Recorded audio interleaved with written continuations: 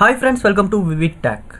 Laptop use பண்ணுறவங்க mostly face பண்ணுற ஒரு ப்ராப்ளம் தான் உங்கள் லேப்டாப் வந்து நீங்கள் சார்ஜுக்கு போட்டோன்னே சார்ஜ் ஆகுது டிஸ்கனெக்ட் ஆகுது.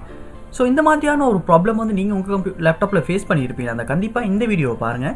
ஏன்னா இந்த வீடியோவில் வந்து இந்த சார்ஜ் சம்மந்தமான ஒரு ப்ராப்ளம் வந்து நம்ம எப்படி சால்வ் பண்ணுறது அப்படின்றத தான் பார்க்க போகிறோம். ஸோ வாங்க வீடியோக்குள்ளே போகலாம். வீடியோ குறிச்சிருக்கு ஸ்கிப் பண்ணாமல் பாருங்கள். இதை நம்ம சேனலுக்கு நீங்கள் ஃபஸ்ட் டைம் வந்துருப்பீங்க. நான் விக்னேஷ். மறக்காம நம்ம சேனலை வந்து சப்ஸ்கிரைப் பண்ணிட்டு அப்படியே பக்கத்தில் பெல் ஐக்கனையும் கிளிக் பண்ணிக்கங்க. உங்கள் லேப்டாப்பில் வந்து நீங்கள் இப்படி ஒரு ப்ராப்ளம் வந்து ஃபேஸ் பண்ணிட்டு இருக்கீங்களாச்சுன்னா இதற்கான காரணம் வந்து உங்கள் லேப்டாப்பாகவும் இருக்கலாம், நீங்கள் யூஸ் பண்ணுற லேப்டாப் சார்ஜராகவும் இருக்கலாம், உங்கள் லேப்டாப் பேட்டரியாகவும் இருக்கலாம். ஸோ ஃபர்ஸ்ட் ஸ்டெப்பாக வந்து நம்ம 1 by 1 வந்து இதை வந்து செக் பண்ணி கொள்ளணும். ஸோ ஃபர்ஸ்ட் ஸ்டெப்பாக நீங்கள் செக் பண்ண வேண்டியது வந்து நீங்கள் யூஸ் பண்ணுற உங்கள் சார்ஜர் அடாப்டரை வந்து சரியாக உங்கள் லேப்புக்கு நீங்கள் கனெக்ட் பண்ணியிருப்பீங்களா அப்படின்றத வந்து ஒருத்தருக்கு செக் பண்ணி கொள்ளுங்கள். சம்டைம்ஸ் வந்து நம்ம சரியாக கனெக்ட் ஆகி இல்லாட்டியுமே கனெக்ட் ஆகும் டிஸ்கனெக்ட் ஆகும் இந்த ப்ராப்ளம் வந்து இருக்கிறதுக்கு சான்ஸ் இருக்குது. ஸோ ஃபர்ஸ்ட் ஸ்டெப்பாக நீங்கள் யூஸ் பண்ணுற சார்ஜரை வந்து சரியாக கனெக்ட் பண்ணியிருப்பீங்களா அப்படின்றத வந்து செக் பண்ணி கொள்ளுங்கள். செகண்ட் மெத்தடாக நீங்கள் யூஸ் பண்ணுற சார்ஜர் அடாப்டரை வந்து சரியாக கரண்ட்டுக்கு கனெக்ட் பண்ணியிருக்கீங்களா அப்படின்றத வந்து ஒருத்தருக்கு செக் பண்ணி கொள்ளுங்கள்.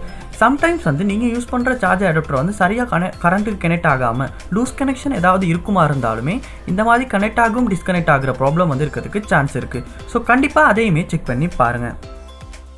ஃபர்ஸ்ட் 2 மெத்தடையுமே ட்ரை பண்ண அப்புறமாவுமே உங்களுக்கு இந்த ப்ராப்ளம் இருக்குமா இருந்துச்சுன்னா நீங்கள் உங்கள் கம்ப்யூட்டர் சர்ச் பாரில் வந்து டிவைஸ் மேனேஜர் அப்படின்றத வந்து சர்ச் பண்ணி கொள்ளுங்கள்.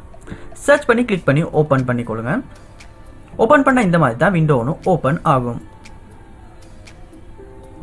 ஸோ இதில் வந்து பேட்டரி அப்படின்றத வந்து கிளிக் பண்ணி எக்ஸ்பேண்ட் பண்ணிக்கொள்ளுங்க. இந்த இடத்துல Microsoft AC adapter, Microsoft Surface ACPI அப்படின்றது காட்டுது.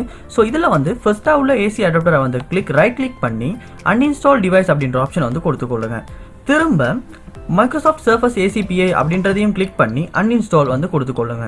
அன்இன்ஸ்டால் பண்ணிவிட்டு உங்கள் கம்ப்யூட்டர் ஒர்க்கை வந்து நீங்கள் ரீஸ்டார்ட் பண்ணிக்கொள்ளுங்க. ரீஸ்டார்ட் பண்ணவும் இருந்துச்சுன்னா இந்த அடாப்டர்ஸ் ரெண்டுமே வந்து ஆட்டோவாகவே திரும்ப இன்ஸ்டால் ஆகும். இன்ஸ்டால் ஆகின அப்புறமா நீங்கள் வந்து உங்கள் சார்ஜிங் ப்ராப்ளம் வந்து சால்வ் ஆகிருச்சா இல்லையா அப்படின்றத வந்து செக் பண்ணி பாருங்கள். இந்த 2 டிரைவர்ஸையுமே அன்இன்ஸ்டால் பண்ணிவிட்டு திரும்ப ஆட்டோவாக இன்ஸ்டால் பண்ண ஆகிறதுக்கு விடுறதன் மூலமாகவே நம்மளால் வந்து நம்ம லேப்டாப்பில் உள்ள சார்ஜிங் ப்ராப்ளம் வந்து நம்மளால் சால்வ் பண்ணிக்கொள்ள முடியும். ஸோ கண்டிப்பாக இந்த மெத்தட்ஸ் எல்லாத்தையுமே நீங்கள் ட்ரை பண்ணி பாருங்கள். கண்டிப்பாக ஒர்க் அவுட் ஆகும். எந்த மெத்தட்ல வந்து உங்கள் ப்ராப்ளம் சால்வ் ஆகிச்சு அப்படின்றத வந்து கமெண்ட் பாக்ஸில் கமெண்ட் பண்ணுங்கள். இந்த வீடியோ உங்களுக்கு ரொம்ப யூஸ்ஃபுல்லாக இருந்துச்சுன்னா வீடியோ வந்து லைக் பண்ணுங்கள், ஷேர் பண்ணுங்கள், மறக்காம நம்ம சேனலை சப்ஸ்கிரைப் பண்ணுங்கள். தேங்க்யூ.